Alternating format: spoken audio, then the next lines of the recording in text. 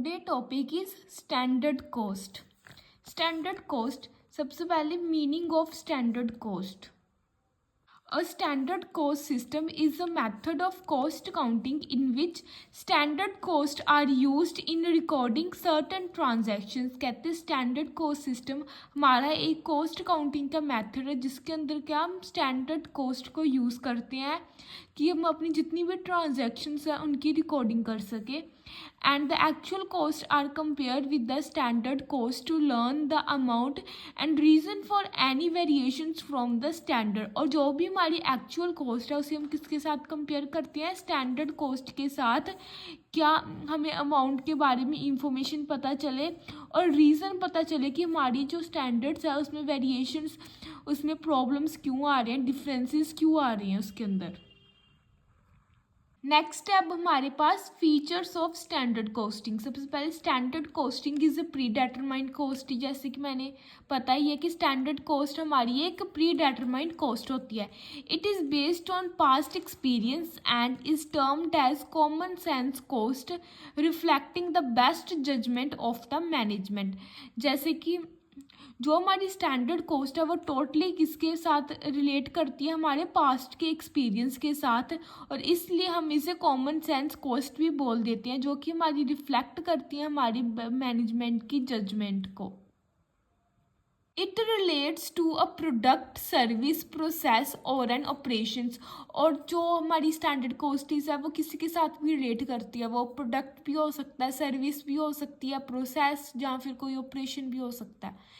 Standard cost is determined for a normal level of the efficiency of operation. Standard cost हम normal level, जो हमारा operation का normal level होता है उसके ऊपर डिटरमाइंड करते हैं। Standard cost is used for measuring the efficiencies of future production. जो स्टैंडर्ड कॉस्ट है उसे हम यूज़ करते हैं कि जो हमारी फ्यूचर प्रोडक्शन है उसकी हम जो भी एफिशिएंसी है उसे मेज़र कर सकें, जितने भी हमारे फ्यूचर्स ऑपरेशंस हैं, एंड दस provide basics for cost control.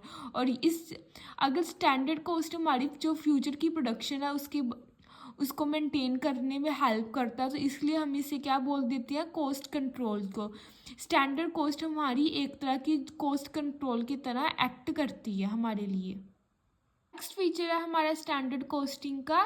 Standard cost में be expressed in the term of money और द क्वांटिटी। हम स्टैंडर्ड कॉस्ट को इन द मनी की फॉर्म में और क्वांटिटी की फॉर्म में, दोनों फॉर्म में एक्सप्रेस कर सकते हैं। Advantages of standard costing.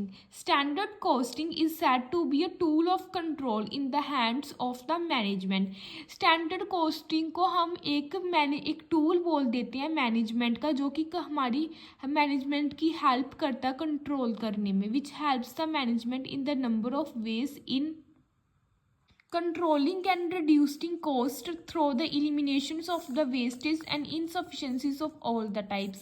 कि जो स्टैंडर्ड कॉस्टिंग है वो मैनेजमेंट की हेल्प करता है बाय कंट्रोलिंग, जितनी भी कॉस्ट है उसको कंट्रोल करता है, उसे कम करने में हेल्प करता है। कैसे? बाय एलिमिनेशन, जो भी हमारी वेस्टेज है उसे कम करने, उसे रिड्यूस करने के कारण हमारी जो कंट्रोलिंग और रिड्यूसिंग ऑफ कॉस्ट में मैनेजमेंट हेल्प करता है। The main advantages of the standard costings may be as follows। Advantages है हमारी स्टैंडर्ड कॉस्ट की।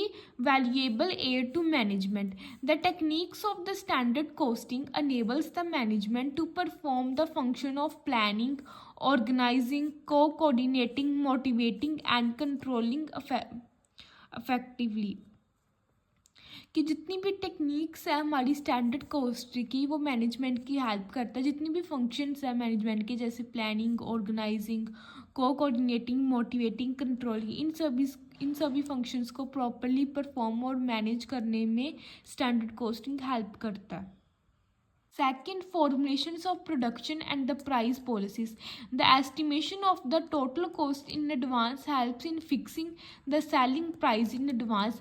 जो estimate हम standard costing के अंदर जो हमारी estimate है हमारी total cost का, वो advance में ही determine कर लेते हैं, और ये estimate हमारी help करता है कि हम selling price को भी advance में fix कर लेते हैं। Third, facilitates delegation of authority. Standard costing system enables the top management to delegate authority through the establishment of cost and the profit center. जो हमारी स्टैंडर्ड कोस्टिंग है वो हेल्प करती है टॉप मैनेजमेंट की कि वो अथॉरिटीज़ को डिलीगेट कर सकते हैं with the help of cost और प्रॉफिट सेंटर की एस्टेब्लिशमेंट के साथ. And to control the departmental executives by their actions through the cost reporting. और जितने भी हमारी डिपार्टमेंटल के एग्जीक्यूटिव उनके एक्शन को कंट्रोल करना थ्रू जो हमारी कोस्टिंग की रिपोर्ट्स हैं उसके through. Quick reporting. The quick and the immediate reporting helps the management in taking suitable and the timely measure. Standard costing के अंदर हम क्विक और इमीडिएटली रिपोर्टिंग करते हैं जिसके कारण क्या होता है कि हम सूटेबल एक्शन और टाइमली एक्शन ले सकते हैं मैनेजमेंट के लिए. जो भी हमारा बिजनेस कंसर्न के लिए अच्छा सूटेबल या अच्छा मेजर है वो हम क्विकली डिसाइड कर सकते हैं with the help of standard costing system. पहले हमने किए थे एडवांटेजेस ऑफ स्टैंडर्ड कोस्टिंग. अब हम करेंगे लिमिटेशंस क्या है हमारी स्टैंडर्ड कोस्टिंग की. Introduction of standard costing system is very expensive. Establishment of standard cost not only requires high degree of skill but is also very costly. कहते हैं जो हमारी स्टैंडर्ड कोस्टिंग इंट्रोडक्शन है अगर हम अपने बिजनेस के अंदर स्टैंडर्ड कोस्टिंग को यूज़ करना चाहते हैं तो स्टैंडर्ड कोस्टिंग सिस्टम बहुत एक्सपेंसिव है. और एस्टैब्लिशमेंट ऑफ स्टैंडर्ड कोस्टिंग के अंदर हमें स्किल हाई डिग्री के वर्कर्स मतलब कि हाई स्किल ऑफ डिग्री की नहीं रिक्वायरमेंट होती. हमें वो बहुत ज़्यादा कॉस्टली भी है मतलब कि स्किल वर्कर्स तो हमें चाहिए एक साइड. दूसरी साइड हमें उसके ऊपर बहुत एक्सपेंसिव कॉस्ट मतलब कि ज़्यादा कॉस्ट खर्च करनी पड़ती है. Second limitation, it is necessary to make distinctions between controllable and the uncontrollable factors which is a tedious task. Second क्या है कि स्टैंडर्ड कोस्टिंग के अंदर जो भी हमारी कंट्रोलेबल और अनकंट्रोलेबल फैक्टर्स है उन दोनों के बीच में डिस्टिंक्शन करने में हमें प्रॉब्लम आती है और ये एक बहुत डिफ़िकल्ट टास्क है. The standards to be fixed under the standard costing system should be realistic, accurate and close to the actual. कहते हैं जो भी स्टैंडर्ड्स हम फिक्स करते हैं स्टैंडर्ड कोस्टिंग के अंदर वो एक्यूरेट होने चाहिए और मतलब कि एक्चुअल के साथ क्लोज. मतलब कि जैसे कि हमारी एक्चुअल कॉस्ट 100 है तो हमने जो स्टैंडर्ड पहले से डिसाइड किया है वो 98 या 99 होना चाहिए. मतलब कि क्लोजली रिलेट करना चाहिए. जो भी हमने स्टैंडर्ड डिसाइड किया वो एक्चुअल कॉस्ट के साथ रिलेट करना चाहिए.